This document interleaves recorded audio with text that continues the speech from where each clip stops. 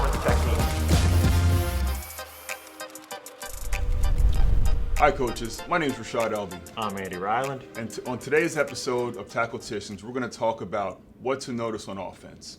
And this is an interesting topic because we're thinking about tackling from an offensive perspective. And I think there's some little tweaks, probably aren't going to change our whole game plan, but maybe little tweaks we may want to consider when we're evaluating our opponent's personnel. Sure, well, you know, when you start to break down film, Andy, you know, you have to know what is your offense, or where's the offense trying to attack? What do they want to do? They want to get the ball in space? Are they trying to pound the ball in between the tackles? So as a defensive coach, what is it that you're looking for when you're looking at film of an offense?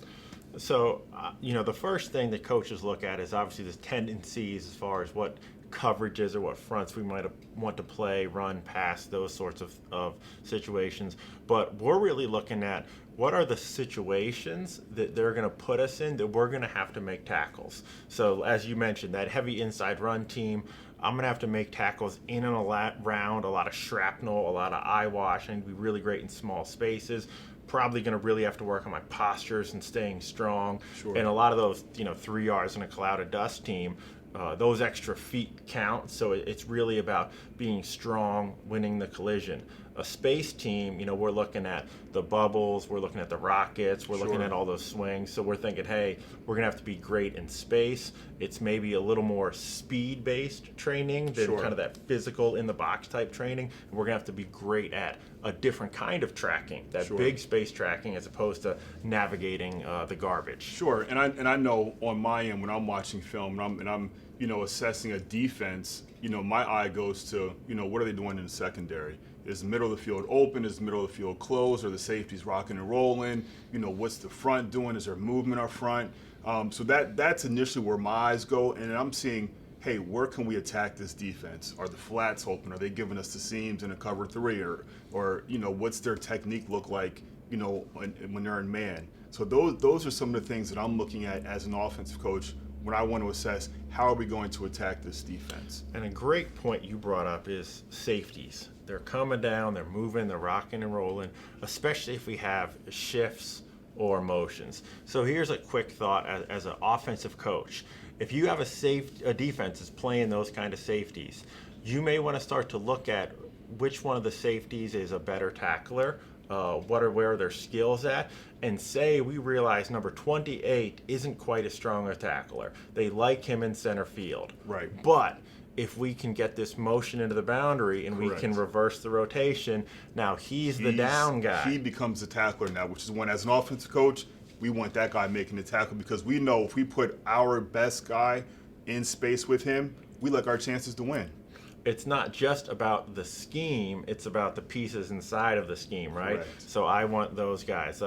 Another thing that we always caution people on is when you look at the total stats, you may see linebacker X has a bazillion tackles. Sure. This guy's a workhorse. But when you evaluate his film, what if almost all of those tackles are coming kind of in the box? I mean, he's truly dominating the run game. But in certain formations, as an inside linebacker, he has to come out on number 3. We can get him out in space, and we think we may have some ability in space. Well, what if your stats say that he actually struggles in space? He's just that monster in the box. Right. It's not going to dictate maybe your plays. You still are you are at the core, but you may try certain formations, or you may try to do Sure. certain things with him in space that you don't want to do with him in the box. Correct. And, to that point, Andy, what I would do in that situation is, hey, I'm going to take my back, motion him out to the number 3, and see if we can get that one-on-one mismatch right there with that linebacker. Take him out of his comfort zone in between the tackles, make him cover ground, make him move laterally. Can he move horizontally or vertically? Can he cover? That's what we want to see. Can he cover? And chances are, again, if, evaluating film, we don't think he can, and we like our chances to be able to beat that man. And we're going to face teams and players that are great at everything, really high caliber Sure. players. But looking deeper beyond the stats can give you some insight into how we may want to take advantage of these guys, what we can do to make them tackle. You know, the age-old, really big, strong defensive line that's stout against the run, we're going to attack laterally. We're going to get them moving. Not just, hey, maybe we can tire them out, but if I can get your 310-pounder having to cover space sideline to sideline, maybe tracking isn't his strength. Maybe his strength is holding the point of attack. So it allows us to tweak our offenses. Then going back to the secondary, we talked about the safeties, and there's always that interesting kind of evaluation, at least that I've been part of, is that we're always looking at the same side, safety and corner, and comparing those two guys as far as how that may affect our wide receiver blocking. Who do we want to be the free guy, and who do we want to have to make the tackle? Who do we want to use our blocker on because we don't want him free to the ball? Sure. So let's say balls on the hash. Balls on the hash, players going to the sideline. You have your safety rolled down. As he fills in the C gap, would you prefer him in on that play, or would you want that corner to come in and make that tackle? Who is typically your better tackler in that situation? Well, typically the safety is going to be the better tackler, and that's going to lead us to maybe some push crack or having our wide receiver push to the safety. But that's where the evaluation really becomes key, because maybe they're playing corner because they're one of the best athletes on the team, and maybe you're thinking, I don't want this guy unblocked on the edge. You watch enough film and you see that he comes up, he makes good tackles. The reason he's starting corner is because he has that talent. Maybe you actually want to take your chances with a safety from depth, one-on-one with your back. So coaches, I think, have to evaluate, and this is where we talk about evaluating the skills, not evaluating tradition. So if the stats lie in the last example, positions can lie sometimes when you dig deep in the film. A safety from 10, rolling down at speed, facing your running back, I'm okay with that. But let's not let blue chip recruit Billy, who happens to play corner, be unblocked just because that's tradition. So those little mixes, when are we stalking, when are we pushing, when are we trying to get to trips, where do we want to attack on the trips? Hey, flare passes are great just because I want 44 in space. I don't want him plugging the B gap. We just do the little tweaks, because ultimately for me what it is we want to put our opponent under as much pressure as possible. Putting their players in the position where they have to do the things we think they don't do best is pressure. Allowing them to do what they do best equals success. And this holds true for tackling.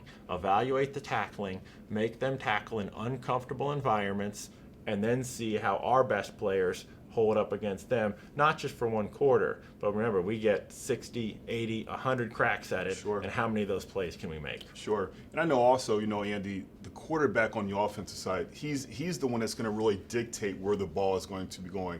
It really becomes the game within the game. We have the quarterback making the calls, making the checks. You guys have your linebackers, and conversely, hey, they're checking. So you might tap your nose, or you might communicate back to your secondary guys. So there's got to be a lot of communication there, but it becomes just that cat and mouse, that game within the game, between the offenses, between the defense, just trying to get guys in the best position to be successful. I want to attack you here. We're making a check. We're attacking the flat here. Hey, they're coming. They're going to attack the flat. You guys are now making your checks to cover that flat area. And I think that coaches need to do a great job addressing quarterbacks with that aspect. Quarterbacks traditionally do a good job of knowing who their best cover guy is and maybe who we want to attack in the passing game. But something as simple as who do we want to attack with kind of the long handoff, as a lot of these bubble screens and flare screens are called, allows the quarterback to feel a little more comfortable. Check downs, throwing behind a line of scrimmage, maybe not the glory passes, but putting our guys in position to do great. And if nothing else works, you can always tell them, Coach, they still get credit for the stats after the ball's caught. So again, coaches, hope this was helpful. Talking a little bit of offense with you guys today. Rashad Albee, Andy Ryland, Tackleticians. Unlock more resources on prep for contact and other contact skills by getting your youth coach certification. With this, you get access to many of USA Football's coach materials, including webinars and the Coach Planner app. High school coaches can find more details on blocking, defeating blocks, and tackling through our high school coach certifications and systems. Find out more about what USA Football offers at footballdevelopment.com. And don't forget our partners over at MVP. They're the creators of the world's first robotic, self-righting tackling dummy. Check them out at mvpdummy.com.